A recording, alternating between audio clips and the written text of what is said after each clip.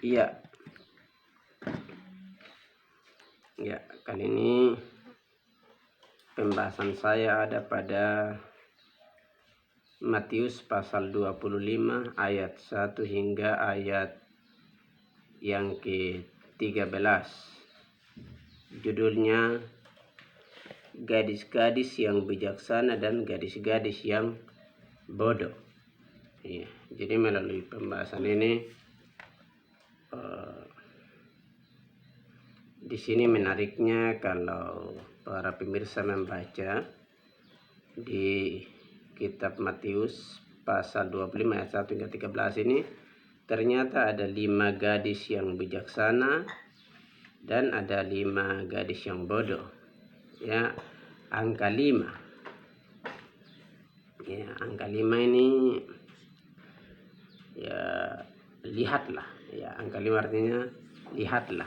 Ya, lihatlah. Ya. Jadi angka 5 juga, Pancasila juga terdiri dari 5 sila, ya. 5 sila. Panca itu 5. Ya, Pancasila adalah lambang Negara Kesatuan Republik Indonesia. Ya, 5 sila itu ya, panca itu 5, bahasa Sanskertanya 5. Jadi di sini juga 5 gadis bijaksana, 5 gadis bodoh. Jadi kalau untuk Pancasila itu ada 5, ya. Jadi 1, ketuhanan yang Maha Esa. 2, kemanusiaan yang adil dan beradab. 3, persatuan Indonesia. 4, kerakyatan yang dipimpin oleh hikmat kebijaksanaan dalam permusyawaratan perwakilan. 5, keadilan sosial bagi seluruh rakyat Indonesia. Ya, baik. Kita kembali pada Matius 25, ya. Di hari ini 1 Oktober 2021. Jadi saya membaginya begini, ya. Di sini gadis-gadis ini diumpamakan sebagai gereja, ya. Gereja, ya. Gadis-gadis ini diumpamakan sebagai gereja-gereja. Sedangkan mempelai laki-laki diumpamakan sebagai Tuhan Yesus Hamasiah yang akan datang kembali kedua kalinya untuk menjemput orang-orang kudus, orang-orang benar, ya, ke angkasa untuk kembali ke sorga. Nah, jadi saya membaginya, ya, saya mulai dulu dengan 5 gadis yang bijaksana. Ya, di sini kan 5 gadis yang bijaksana ini punya pelita, mereka juga punya minyak. Iya. Jadi banyak orang menafsirkan bahwa pelita ini firman Tuhan, minyak ini Roh Kudus. Ya. Ada yang menafsirkan minyak itu ya berbahasa roh katanya. Ya. Alasannya jangan padamkan roh. Ya, ada yang kutip ayat seperti itu. Baiklah. Hanya kali ini saya punya penafsiran lain. Ya, lain dari yang lain. Saya anggap 5 gadis yang bijaksana adalah orang-orang Kristen sejati. Saya anggap 5 gadis yang bijaksana adalah orang-orang yang hidup di bawah kasih karunia.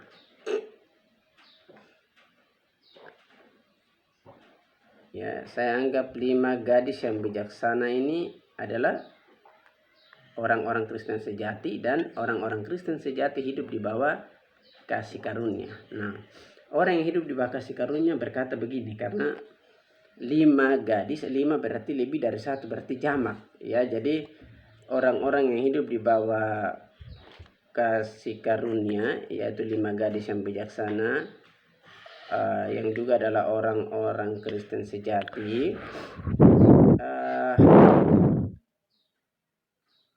mereka berkata begini, kami taat sebab kami adalah orang benar. Kami taat karena kami adalah orang sorga. Kami taat karena kami diberkati. Nah, okay. Jadi Sekarang saya membahas tentang tadi saya sudah bahas tentang 5 gadis yang bijaksana. Nah, sekarang saya bahas tentang 5 gadis yang bodoh. Ya, 5 gadis yang bodoh ini kan diceritakan di sini bahwa mereka punya pelita tapi kehabisan minyak. Jadi 5 gadis yang bodoh ini saya anggap sebagai orang-orang Kristen palsu. Ya, orang-orang Kristen palsu adalah orang-orang yang hidup di bawah hukum Taurat. Nah, orang-orang Kristen palsu mereka berkata begini, ya, karena tadi kan 5 berarti lebih dari 1, ini jamak, ya. Orang-orang Kristen palsu berkata begini, kami taat supaya kami menjadi orang benar.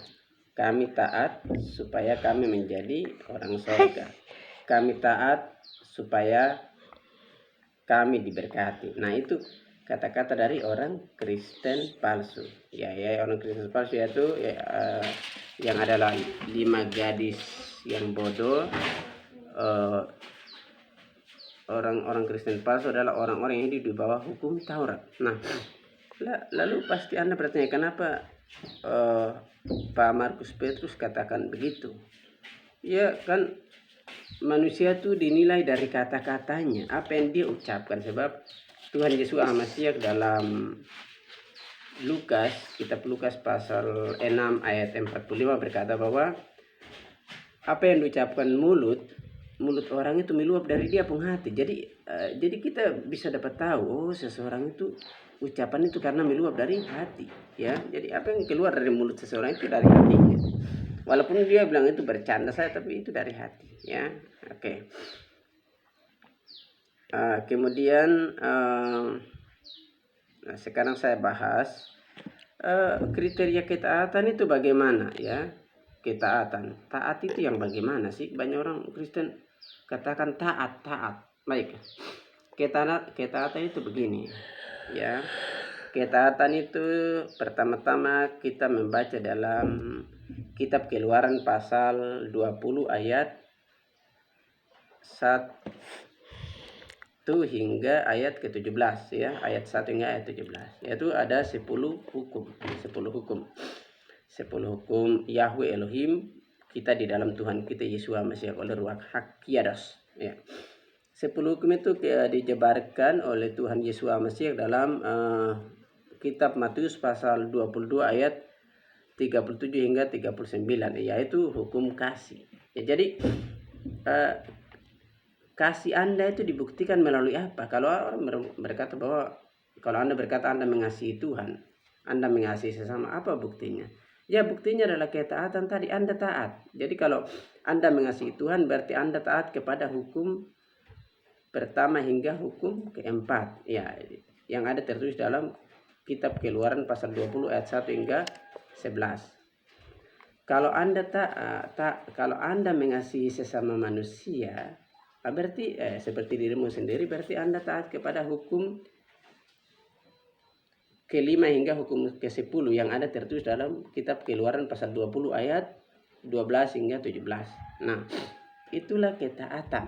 Nah, jadi tadi sudah saya jabarkan bahwa orang yang hidup di bawah kasih karunia berkata, orang-orang yang hidup di bawah kasih karunia berkata, kami taat karena kami adalah orang benar. Kami taat karena kami adalah orang surga. Kami taat karena kami diberkati.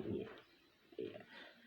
Kalau orang yang hidup di bawah hukum Taurat berkata, orang-orang yang hidup di bawah hukum Taurat berkata, kami taat supaya kami menjadi orang benar. Kami taat supaya kami menjadi orang surga. Kami taat supaya kami diberkati. Nah, di sini perbedaan, ya. Ya, jadi para pemirsa YouTube sudah bisa memahami perbedaan ini. Oke, lalu itu ada biasanya ayat ini sangat membingungkan di kalangan kekristenan. Ini ayat 21 sampai 27 ini, ya. Nah, ini Matius pasal 7 ayat 21 hingga 23 ini, yaitu orang-orang itu yang diusir oleh Tuhan Yesus Hamasiak itu adalah orang-orang Kristen palsu. Adalah orang-orang yang hidup di bawah hukum Taurat. Mereka adalah 5 gadis yang bodoh. Ya, kenapa saya katakan 5 gadis yang bodoh? Karena Kristen sejati itu, orang-orang Kristen sejati itu hidup, mereka setuju dengan Roma pasal 10 ayat 9 dan 10. Sedangkan orang-orang Kristen palsu itu mereka menolak Roma pasal 10 ayat 9 dan 10. Nah, kenapa orang-orang Kristen palsu itu menolak Roma pasal 10 ayat 9 dan 10? Karena mereka mengandalkan perbuatan baik mereka untuk diselamatkan. Mereka mengandalkan prestasi, usaha, hasil kerja mereka untuk diselamatkan. Perhatikan Roma pasal 10 ayat 9 dan 10 tidak tertulis bahwa syarat untuk diselamatkan dan dibenarkan adalah melakukan mujizat. Tidak ada. Kalau Anda baca Roma pasal 10 ayat 9 dan 10 itu tidak ada persyaratan bahwa untuk diselamatkan Anda melakukan mujizat. Supaya untuk diselamatkan mesti syaratnya adalah Anda melakukan mujizat. Tidak ada syarat itu. Demi nama Tuhan Yesus Masias, ya. Untuk diselamatkan Anda menyembuhkan orang demi nama Tuhan Yesus Masias tidak ada di Roma 10 ayat 9 10. Untuk diselamatkan Anda bernubuat, ya tidak ada dalam Roma 10 ayat 9, Roma 10 ayat 9 dan 10 tidak ada, ya. Jadi itulah sebabnya mereka datang kepada Tuhan Yesus Masias bukan berdasarkan apa yang dia kerjakan di kayu salib, tapi berdasarkan usaha mereka. Nah, jika demikian, kalau begitu ada yang berkata bahwa berarti menyembuhkan orang demi Tuhan Yesus Masias itu salah? Tidak. Melakukan mujizat demi nama Tuhan Yesus Masias itu salah? Tidak. Bernubuat demi nama Tuhan Yesus Masias itu salah? Tidak. Menyembuhkan orang demi nama Tuhan Yesus Masias itu salah? Tidak. Dan itu masih berlaku sampai hari ini, ya. Mujizat, kesembuhan, nubuat masih berlaku sampai hari ini. Hanya perbuatan kita itu diperhitungkan sebagai upah di sorga nanti. Jadi misalnya kalau di dunia ini saya bernubuat demi nama Tuhan Yesus Masias, itu saya masuk sorga. Hanya nubuat itu tidak membuat saya masuk sorga, ya. Tapi saya masuk sorga karena apa? Roma 10 ayat 9 dan 10, ya. Saya melakukan mujizat, menyembuhkan orang sakit dan sebagainya demi nama Tuhan Yesus Masias, saya tetap masuk sorga. Hanya kalau saya pakai itu untuk saya bangga di hadapan Tuhan supaya saya masuk surga, otomatis saya ditolak. Iya, sebab dalam Lukas pasal 10, ya, dikatakan Tuhan Yesus Masias berkata kepada para muridnya, janganlah bersukacita karena roh-roh jahat itu takluk kepadamu, tetapi bersukacitalah karena namamu terdaftar di sorga. Nah, berarti mengusir setan demi nama Tuhan Yesus Masias ini juga pasti masuk sorga. Hanya orang-orang Matius 7 ini adalah orang-orang Kristen palsu. Ya, mereka ini hidup di bawah hukum Taurat, bukan di bawah kasih karunia. Salah satu contoh, banyak orang sekarang di YouTube itu mereka katakan untuk Anda supaya Anda diangkat, terjadi pengangkatan Anda diangkat, Anda tidak boleh berbuat dosa. Ya, istilahnya hidup kudus. Kalau berbuat dosa tidak terangkat, itu kebohongan.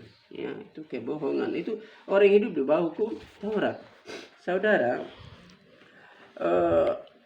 jadi inti dari kekristenan itu begini, ya. Lalu apa syaratnya untuk saya masuk surga? Syaratnya mudah saja, yaitu Efesus pasal 2 8-9 mengatakan, sebab karena kasih karunia kamu diselamatkan oleh iman, itu bukan hasil usahamu, tapi pemberian Elohim, itu bukan hasil pekerjaanmu, jangan ada orang yang memegahkan diri. Jadi Roma pasal 7, Matius pasal 7 itu ayat 21-23 itu orang-orang yang memegahkan diri. Mereka sangka melakukan mujizat itu persyaratan keselamatan, bukan. Ya, itu salah, mereka salah. Makanya Tuhan menganggap mereka tuh pembuat kejahatan karena menolak kasih karunia. Nah, jadi saya memperingkasnya saja begini. Jadi, perbedaannya begini. Orang Kristen sejati adalah 5 gadis yang bijaksana.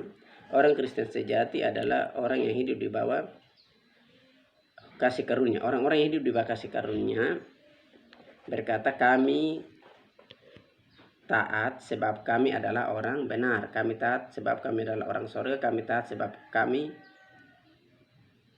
diberkati. Nah, sedangkan orang-orang yang hidup di bawah hukum Taurat berkata, kami taat supaya kami menjadi orang benar. Kami taat supaya kami menjadi orang surga. Kami taat supaya kami diberkati. Nah, orang yang hidup di bawah hukum Taurat inilah yang diusir oleh Tuhan Yesus Masih pada kitab Matius pasal 7 ayat 21 sampai 23 itu. Nah, walaupun mereka berseru Tuhan Tuhan, ya, ingat bahwa 2 Korintus pasal 11 ayat 1 hingga 4 berkata bahwa ada Yesus palsu, ada Roh Kudus palsu, ada Injil palsu. Walaupun mereka memakai nama Tuhan Yesus Masih. Dalam Matius 24 ayat 45 Tuhan Yesus Masih sudah memperingatkan bahwa banyak orang akan datang memakai namaku dan berkata akulah Mesias. Ya. Jadi memang itulah. Jadi saudara,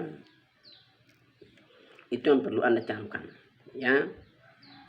Ya, mungkin agak membingungkan penjelasan saya ini. Hanya ingatlah ini Roma pasal 11 ayat 6 berkata, jika semua terjadi karena kasih karunia maka bukan perbuatan. Jika semua terjadi karena perbuatan maka kasih karunia bukan lagi kasih karunia. Makanya orang-orang Kristen palsu ini hidup di bawah apa? Di bawah hukum Taurat. Dasar hukum Taurat bukan iman, dasar hukum Taurat adalah perbuatan. Sedangkan dasar kasih karunia adalah iman. Nah, jadi makanya tertulis orang benar akan hidup oleh iman. Saya adalah orang benar dan saya bukan orang berdosa. Jadi kuncinya ada di mana? Ya, ikuti kembali pengakuan iman Markus Petrus. Video saya yang berjudul pengakuan iman Markus Petrus. Maka Anda pasti paham penjelasan saya tentang 5 gadis yang bijaksana dan 5 gadis yang bodoh. Jadi pada dasarnya 5 gadis yang bijaksana ini, ya, mereka mengucapkan kata-kata yang saya ucapkan di video saya yang berjudul pengakuan iman Markus Petrus. Sedangkan 5 gadis yang bodoh ini mereka itu menolak ucapan-ucapan saya yang ada di video saya yang berjudul pengakuan iman Markus Petrus. Saudara, saudari yang para pemirsa, terima kasih. Silakan like, silakan subscribe, silakan tekan tombol lonceng supaya ada video-video baru Anda bisa ikuti terus channel saya ini supaya Anda tidak disesatkan, karena memang banyak penyesat akhir-akhir ini yang bertebaran di YouTube. Ya, penyesat itu datang dari orang Kristen sendiri. 1 Yohanes pasal 2, 18 dan 19 bahwa antikristus itu bukan berasal dari luar Kristen, itu berasal dari orang Kristen sendiri. Jadi jangan selalu cari-cari di luar orang Kristen. Antara orang Kristen palsu. Oke. Sekian dan terima kasih. Salam.